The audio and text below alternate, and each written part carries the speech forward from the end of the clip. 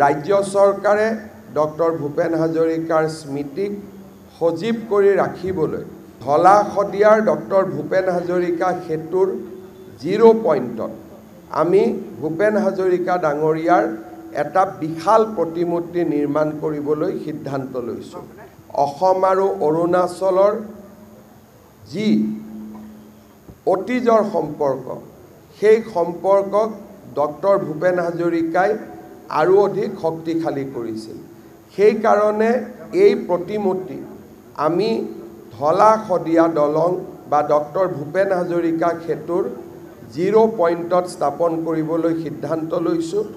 ইতিমধ্যে লোক নিৰ্মাণ বিভাগে এই প্ৰস্তুতি পূৰ্ণ কৰিছে আৰু এই প্ৰতিমূৰ্তি 100 ফুটৰো অধিক ডাঙৰ হ'ব আৰু এই প্ৰতিমূৰ্তিয়ে সমগ্ৰ অসম আৰু অৰুণাচলৰ ৰাইজক ডক্টৰ ভূপেন হাজৰিকাৰ বিষয়ে সদায় এক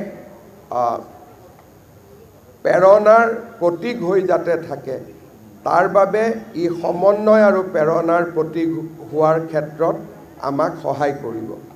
ৰাজ্য চৰকাৰে এনেধৰণে ডক্টৰ ভূপেন হাজৰিকাৰ স্মৃতিক আগুৱাই লৈ যাবলৈ প্ৰয়াস কৰিছে।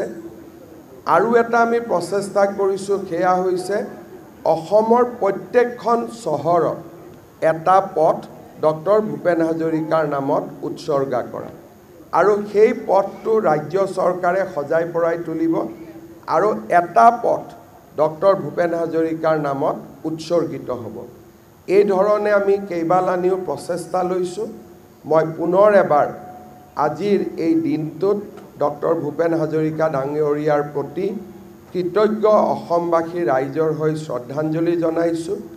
আৰু আজি আমি আয়োজন কৰা মানুহে মানুহৰ বাবে এই গীতটি যাতে সুন্দৰভাৱে পৰিৱেশন হয়, মানুহৰ মাজত একতা সমন্বয় সৃষ্টি হয়, মানৱতাৰ প্ৰমূল্যবোধসমূহ আমাৰ নৱপ্ৰজন্মৰ মাজত আৰু যাতে শক্তিশালী হয়, তাৰ প্ৰচেষ্টা সফল হওক, তাৰ কাৰণে মই আগতীয়াকৈ শুভকামনা জনাইছোঁ।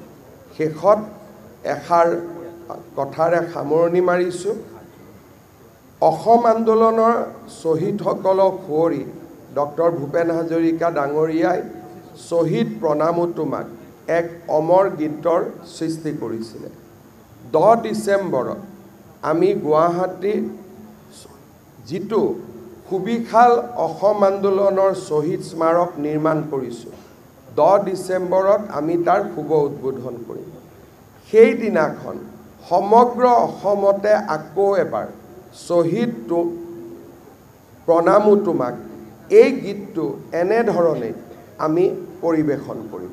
পুনৰ এবাৰ আপোনালোক সকলোকে কৃতজ্ঞতা জনাই মই মোৰ চমু আপোনালোকৰ প্ৰতি আগবঢ়োৱা সম্বোধন সামৰণি মাৰিছোঁ। ধন্যবাদ।